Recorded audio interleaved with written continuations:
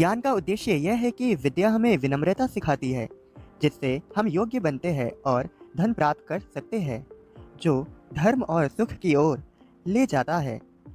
जीवन में चाहे हम डॉक्टर बनना चाहे या संगीतकार, सही क्रम में विद्या आवश्यक है। किसी भी क्षेत्र में सफलता के लिए ज्ञान की गहनता और अभ्यास जरूरी है।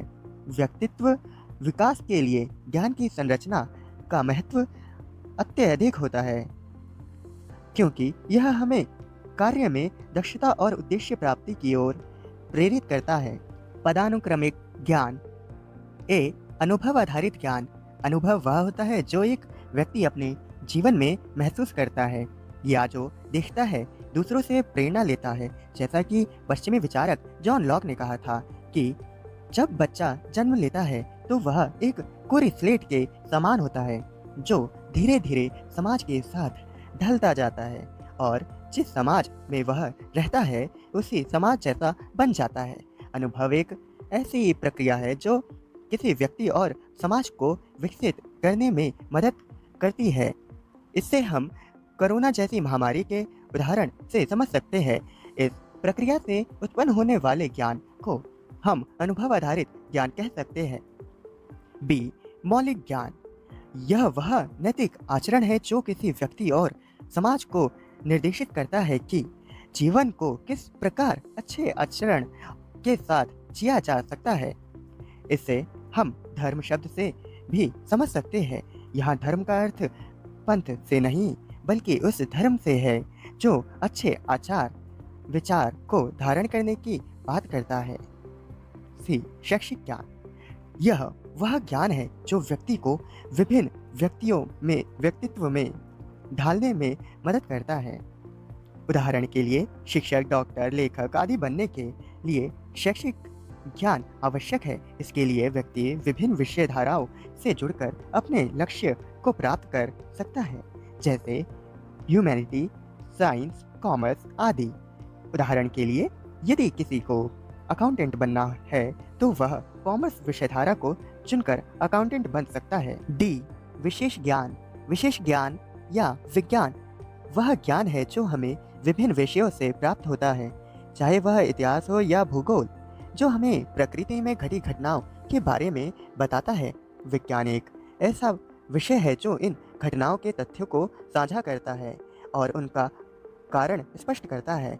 उदाहरण के लिए भूकंप का आना, इतिहास में घटी घटनाओं का पता लगाना या किसी बीमारी की एंटीडोट का पता लगाना विज्ञान के माध्यम से ही संभव है। विज्ञान एक ऐसा विषय है जो हमेशा बदलता रहता है। जैसे पहले यूरोप में यह माना जाता था कि ब्रह्मांड का केंद्र पृथ्वी है, जिसे हम जियोसेंट्रिक थ्योरी कहते हैं, लेकिन आगे चलकर हीलियोसेंट्रिक थ्योरी का पता चला, जिससे यह सामने आया कि धरती और ग्रह सूर्य का चक्कर लगाते हैं। प्रश्न एक, शैक्षिक ज्ञान किस तरह सफल जीवन के लिए महत्वपूर्ण है? जॉन लॉक की अवधारणा। 3, विज्ञान किस तरह महत्वपूर्ण है हमारे जीवन के लिए? प्राचीन भारत में ज्ञान की संरचना और संसाधन। परिचय। प्राचीन भारत में ज्ञान का एक असीम भंडार देखने को मिलता है, जैसे कि वेद, वेदांग, वेदांत, पुराण आदि। इसके अलावा आस्तिक ग्रंथों के साथ साथ बौद्ध धर्म और जैन धर्म के ग्रंथ भी शामिल है। इन सब से अलग चारवाक दर्शन भी देखने को मिलता है। वेद। यहाँ पे एक टेबल दी गई है जिसमें वेद, उनके ज्ञानी ब्राह्मण ग्रंथ, उपवेद, उनके ब्राह्मण ग्रंथ दे रखे हैं। 1 ऋग्वेद, होत्री, ऐत्रेय और कौस्तिकी। आयुर्वेद, प्रजापति। यजुर्वेद, अधर्यु, शतपथ और तैत्रेय। धनुर्वेद, विश्वामित्र। सामवेद, उद्गाता, पंचविश। गंधर्ववेद, नारद। अथर्ववेद, ब्रह्मा, गोपद। शिल्पवेद, विश्वकर्मा। वेदों के बारे में जहाँ तक जानकारी मिलती है वह 4 वेदों से जुड़ी है। जैसा कि हमने ऊपर देखा, ऋग्वेद से हमें मंत्रों के बारे में जानकारी मिलती है।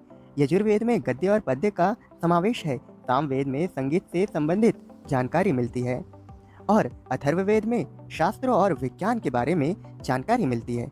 सभी वेदों के ज्ञानी और ब्राह्मण ग्रंथ, इसके अतिरिक्त उपवेद और उनके ब्राह्मण ग्रंथ के बारे में भी जानकारी मिलती है। 1500 से 1000 ईसा पूर्व को हम ऋग्वैदिक काल कहते हैं, जिसमें आरण्यक भी देखने को मिलते हैं जो कि वनों में बनाए गए थे। लेकिन अथर्ववेद का आरण्यक नहीं मिलता है, क्योंकि अथर्ववेद उत्तर वैदिक काल में बनाया गया था, जिसकी समय सीमा 1000 से 600 ईसा पूर्व मानी जाती है। ऋग्वैदिक काल के लोग कर्म पर अधिक बल देते थे, जैसा कि हमें 4 वर्ण देखने को मिलते हैं। ब्राह्मण कर्मकांड कराने वाले, क्षत्रिय रक्षा करने वाले, वैश्य व्यापार करने वाले, शूद्र सेवा करने वाले। इन 4 वर्णों की जानकारी मिलती है जो कर्म के आधार पर निर्धारित थे। हमें एक ही परिवार में अलग अलग वर्ण के लोग देखने को मिलते थे, लेकिन उत्तर वैदिक काल में यह वर्ण जन्म के आधार पर निर्धारित होने लगे। वेदांग, यह वेद के 6 भाग है जो वेदों को समझने में सहायता करते हैं। एक शिक्षा, इसे एक ऐसा आधार या ज्ञान कहा जा सकता है जो वेदों को जानने में मदद करता है और वेदों की ऋचाओं को सही रूप में समझने में सहायता करता है। शिक्षा के ऊपर कई ऋषियों ने काम किया है, जैसे महर्षि पाणिनि, जिन्होंने शिक्षा के 4 सोपान बताए हैं। ए श्रवण शिक्षा, यह वह शिक्षा है जिसमें सुनने और चर्चा के माध्यम से ज्ञान प्राप्त किया जाता है। उदाहरण के लिए ऑडियो बुक्स, कक्षा में चर्चा और अध्यापक द्वारा पढ़ाया जाना शामिल है। बी उच्चारण शिक्षा, इसमें शब्दों और उनके उच्चारण पर विशेष ध्यान दिया जाता है। उदाहरण के लिए पद्य रचना में शब्दों और उच्चारण पर ध्यान केंद्रित किया जाता है।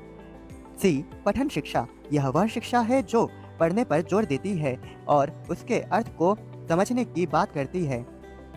डी लेखन शिक्षा, यह समझने की एक ऐसी क्रिया है जिसमें पाठकों को ज्ञान को समझने में सहायता मिलती है और बालक चिंतनशील बनता है।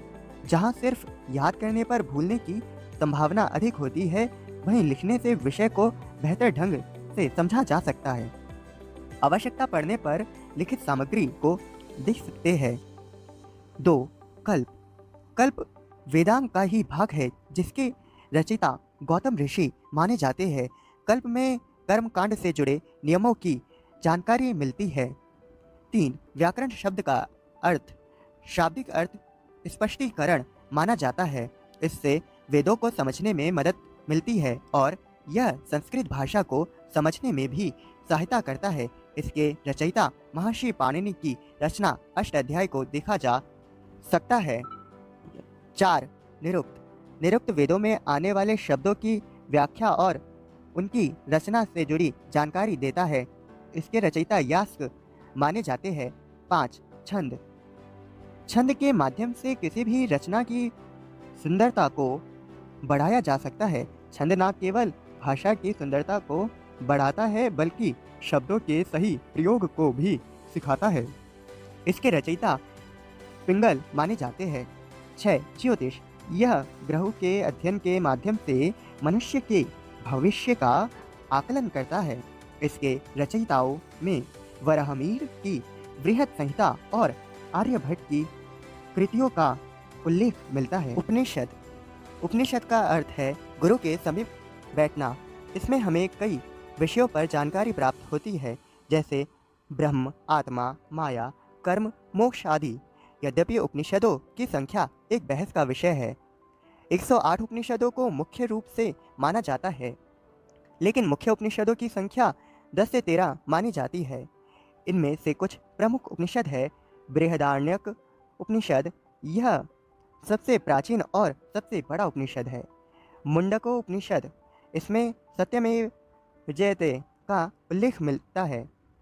कठोपनिषद, इसमें ओम के महत्व की चर्चा की गई है। ईशावास्य उपनिषद, इसमें ब्रह्म और आत्मा की अवधारणा पर विचार किया गया है। उपनिषदों के वेदांग अर्थात वेदों का अंत भी माना जाता है, क्योंकि उपनिषद किसी न किसी वेद का भाग होते हैं।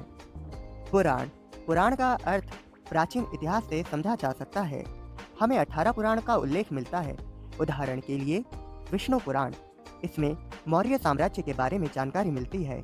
मत्स्य पुराण, इसमें सातवाहन साम्राज्य की जानकारी दी गई है। वायु पुराण, इसमें गुप्त साम्राज्य के बारे में जानकारी मिलती है। इत्यादि। स्मृति स्मृति या फिर नियमावली भी कहा जा सकता है। जैसा कि हमें याज्ञवल्क्य स्मृति देखने को मिलती है, जिसमें लोगों के आचरण या फिर रीति रिवाज, राजनीति, परिवार की जानकारी मिलती है, उसी प्रकार हमें मनुस्मृति के बारे में भी पता चलता है, जिसमें वर्ण की जानकारी मिलती है, समाज के बारे में पता चलता है, राजनीति की भी जानकारी मिलती है। इसके अलावा और भी हमें भारतीय इतिहास में स्मृतियाँ देखने को मिलती है। भागवत गीता भागवत गीता को महाभारत का एक भाग कहा जा सकता है, जो कि श्री कृष्णा जी के द्वारा अर्जुन से हुई उन बातों को दर्शाता है जो कि कौरव व पांडवों के बीच होने वाले युद्ध की शुरुआत में हुई थी। जैसा कि भागवत गीता में हमें कर्म के सिद्धांत की जानकारी मिलती है, जो कि कर्तव्य को वरीयता देती है, जो कि निष्काम कर्म की बात करती है, अर्थात परिणाम पर चिंता करने के बजाय कर्म पर बल देती है। संशय को समाप्त कर जय पराजय को समान भाव से स्वीकार कर कर्म की बात करती है। इसके अलावा हमें और भी जानकारी मिलती है।